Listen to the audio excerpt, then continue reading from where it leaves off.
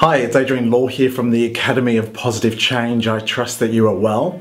Today I've got some very simple yet effective strategies that you can apply immediately, not only in your business, but also in your life. So I really hope that you enjoy them. Now the first strategy is, I'm encouraging you to make mistakes. What are you talking about, Adrian? Well, I'm not sure if this is you or not, but a lot of people I meet are perfectionists and they won't launch something or take action until something is perfect. For example, it might be a website that you're launching or a new blog. It could be a letter or an email that's important, but you want to send it out and you delay because it's not perfect. It could be something in your home life. Now, I believe there's no such thing as perfection. The website will never be perfect. Neither will the blog, neither will the email or the letter. So learn by your mistakes. We've heard that, right? You've heard that. Now, if you look at the biggest mistakes you've ever made in your life, often they come with the biggest learnings that you've ever had in your life. So really encouraging it.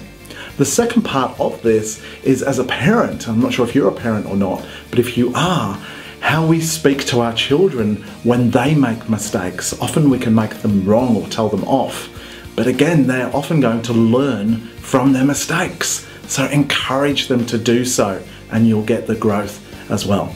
Remember the other day in the last video, I shared with you how I really hurt my finger, but x-rays showed there was no fracture in the finger, it was simply badly bruised.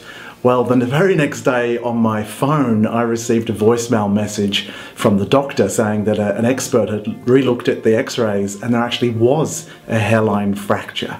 So we all make mistakes. As human beings, we are flawed. And yes, that includes you and me. Now, the second strategy, if you will, today is around balance versus harmony. Often you'll hear coaches and trainers, I even said it myself, about working towards a balanced life. But I've actually looked at this a bit closer, and today I really want to talk about, I don't believe you can necessarily have balance. What do I mean? Well, you know, often there's the pie chart and there's the different areas of your life, and you're meant to have a perfect circle of each particular area. In today's fast-paced world, that's not easy at all. And what I prefer for both yourself and myself is harmony. And what I mean by that is, let's say you love your work, you absolutely love it. So is there anything wrong with spending most of your time at work if you love it? Of course not.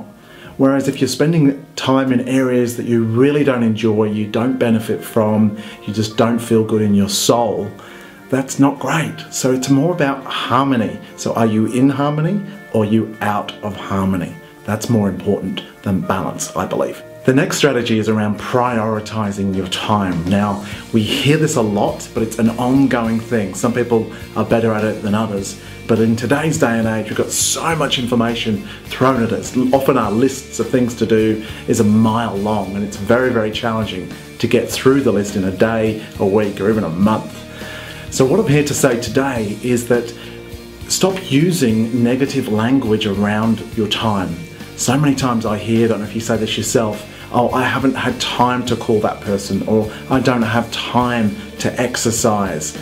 It's actually BS. You have all the time that there is. So do I, so does Donald Trump. We all have the same amount of time, but it's how we use that time, how effective we are with it.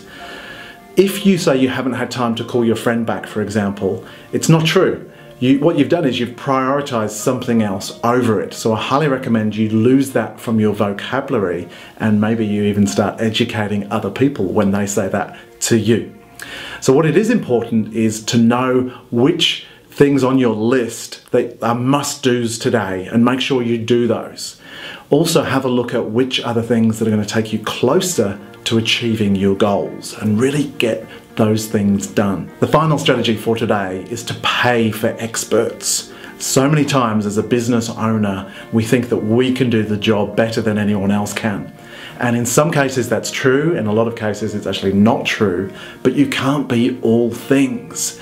You know, how often have you spent time on a computer, for example, trying to work something out? It's taking you hours and hours and hours, whereas somebody else could do it in 5 minutes. It's worth the investment to pay somebody who specializes at what they do. None of us can do everything. Like, how many people are great at public speaking and at writing reports and at designing websites and SEO traffic and a great father and mother, all this kind of thing? No one's got it all, maybe Superman. So it's worth paying those people to get you to where you want to go much quicker than you could by yourself. I'm Adrian Law. I hope you enjoyed that. I'll speak to you soon. Bye for now.